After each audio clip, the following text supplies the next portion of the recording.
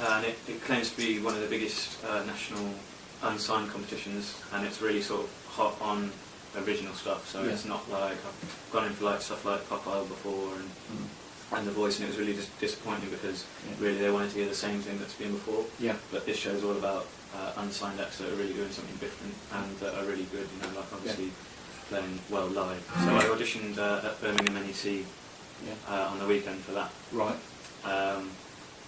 And I'm not sure how many. I think there's at least 1,000 people going in for that. And got through. I did that song for them. Wow. It's quite tricky because they ask you to just play 2 minutes of what you think is going to impress them. Yeah. So, I mean, a lot of my stuff, like the song I'm going to play next, is really mellow, sort of plucky stuff. Yeah. But I thought, you know, if you've only got 2 minutes, better get something that jumps straight in there. Sure. And luckily went down well. And so the regional final is on March the 24th. Right. There's 3 shows throughout the day to fit all the artists in, but my one's at 8:30. And if you get through that, then you go through to the area final, and then it's straight to the national final. So there's only 4 rounds in the whole thing, so it's really kind of, they axe people out quite harshly. So which is really good though, because it means, you know, you've got real good quality people in the competition, as opposed to something like X Factor where they seem to kind of let people through because it's funny and stuff like that. Yeah, exactly. But I need all the publicity and help I can get for that show. You can get tickets to come and watch it. They're £8, and you can get them online at the Live and Unsigned website, or you can just get in contact with me. My email's the best, which is samedenmusic@hotmail.co.uk, and then I can personally sell you a ticket.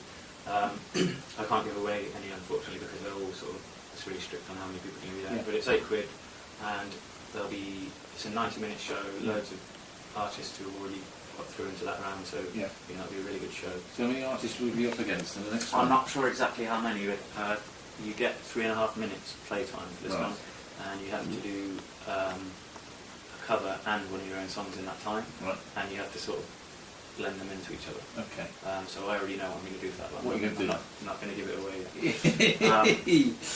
But yeah, it's quite tricky, you know, having such a short time deciding what to do, but I just sort of went with my gut feeling as soon as I found that out, and so I'm going to go with that. That's always the best way.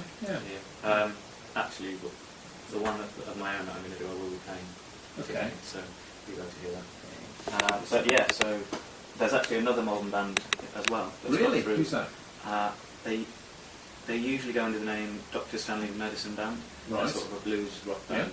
But for this competition, it's a slightly different group, and they've changed the name, and I can't remember what it is, but so potentially we might even be in the same show, which would be a bit rubbish competing against each other, but you know, on the plus side, if their fans come and my fans come, the audience gets 2 votes, so they can vote for both of us. So please come along and support us. So the more the better on the night. Definitely.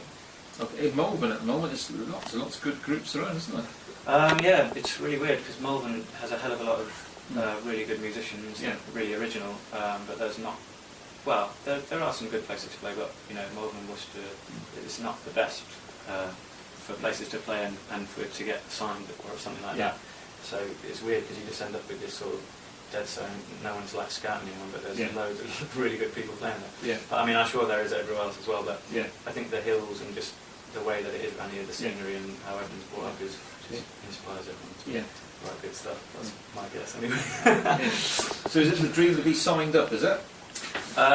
Yes. I mean, it has pros and cons, but I always like to feel like I'm trying to progress. And at the moment, I play full time as it is, and just about make a living out of that. It's really tough. It's hard work.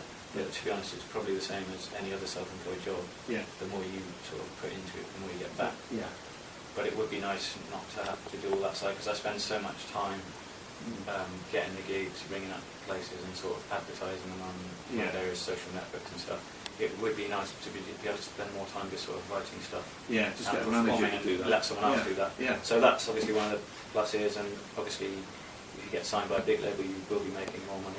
But it's not just about money. I mean, I'd rather continue what I'm doing if it means I can do what I want to do. I wouldn't ever sign a contract that would sort of tie me down to playing what they want, because I've always written my own stuff. And, I've got one album out already, which I released about 7 months ago. That's called Kill the Lights, and the next track I'm going to play is off there. You can have a listen to the album at www.samedenmusic.com. He's getting all the plugs in here tonight. And why not? It's in Rise Records, I've seen it. Yes, it is. Yeah. Rise is an awesome shop. I love Rise.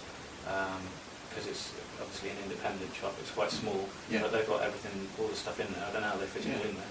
You're doing a live acoustic set there sometime.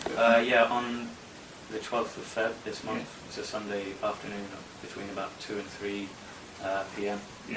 I'm going to be doing just playing some of my tunes, and that's partly. I mean, we were going to do that anyway, but that's another way to really promote this live and unsigned thing. And it's going to be a regular slot apparently. So if there's any musicians who want to do that, you should get in contact with Kevin at Rise Records. And I think it's a really good idea.